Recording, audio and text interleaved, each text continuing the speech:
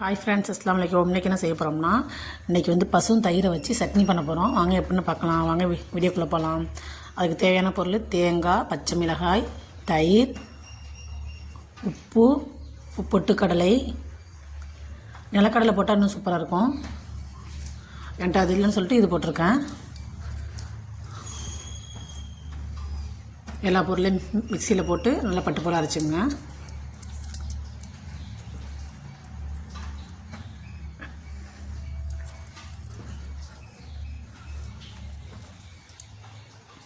நல்லா பட்டு போல் அரைச்சி எடுத்துக்கிட்டு தாளிக்க வேண்டியதுதான்.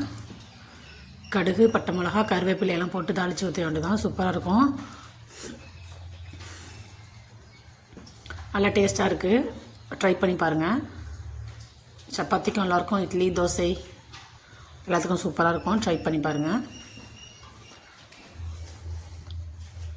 தயிர் சட்னியான்னு யோசிக்காதீங்க. ட்ரை பண்ணி பார்த்து செஞ்சு பார்த்துட்டு எப்படின்னு கமெண்டில் சொல்லுங்கள். சூப்பராக இருக்குது. இந்த வீடியோ பிடிச்சிருந்தா லைக் பண்ணுங்கள், கமெண்ட் பண்ணுங்கள், ஷேர் பண்ணுங்கள், மறக்காமல் சப்ஸ்கிரைப் பண்ணுங்கள். நான் தயிரை வச்சு 2 வகையான சட்னி பண்ணேன். ஒரு சட்னி தான் போட்டிருக்கேன், இன்னொரு சட்னி நான் போடுறேன். அடுத்த வீடியோவில் போடுறேன், பாருங்கள். இந்த வீடியோ பிடிச்சிருந்தா லைக் பண்ணுங்கள், கமெண்ட் பண்ணுங்கள், ஷேர் பண்ணுங்கள், மறக்காமல் சப்ஸ்கிரைப் பண்ணுங்கள்.